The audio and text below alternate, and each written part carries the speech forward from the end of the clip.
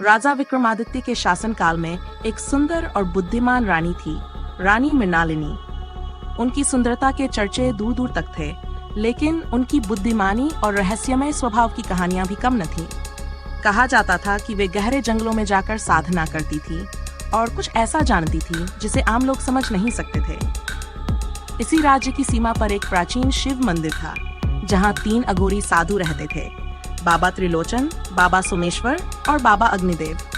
वे लोग साधारण योगी नहीं थे, बल्कि अघोरी विद्या के ज्ञाता थे, जो मृत्यु और परलोक के रहस्यों को समझते थे।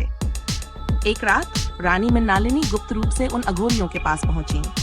उनके चेहरे पर एक विचित्र गंभीरता थी। उन्होंने कहा, मुझे अमृत चाहिए। बाबा त्रिलोचन ने अपनी जटाओं को समेटते हुए कहा, अमृतत्व प्रकृति के विरुद्ध है रानी, हर किसी को मृत्यु का स्वाद चखना ही पड़ता है। लेकिन रानी जिद पर अड़ी रही।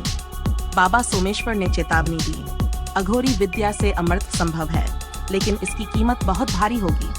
क्या तुम तैयार हो? रानी ने बिना हिचक हामी भर दी। अघोरियों ने एक भयानक अनुष्ठान किया। श्मशान भूमि में चिता की राख से त्रिशूल बनाया गया।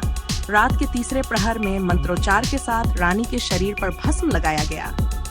अचानक हवाएं तेज हो गई और ऐसा लगा जैसे पूरी प्रकृति क्रोधित हो गई हो। अनुष्ठान समाप्त होने के बाद बाबा अग्निदेव ने धीरे से कहा, अब तुम अमर हो, लेकिन इसका दुष्परिणाम भी होगा। जैसे ही रानी अपने महल लौटी, उन्हें अजीब परिवर्तन महसूस होने लगे। उनकी त्वचा धीरे धीरे ठंडी पड़ने लगी। उनकी आंखों में एक अजीब चमक आ गई। धीरे धीरे महल के लोग उनकी उपस्थिति से डरने लगे। एक दिन राजा विक्रमादित्य ने उन्हें छूने की कोशिश की और तभी उनका शरीर राख में बदल गया। महल में हाहाकार मच गया। अब रानी को एहसास हुआ कि वे सचमुच अमर हो गई थीं, लेकिन इंसान नहीं रहीं।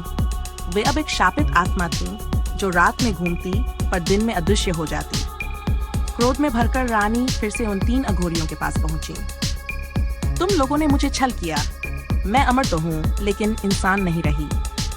बाबा त्रिलोचन ने गहरी सांस ली और कहा, तूने प्रकृति के नियमों से छेड़छाड़ की है, इसका परिणाम तो भुगतना ही था। लेकिन रानी का क्रोध रुकने वाला नहीं था।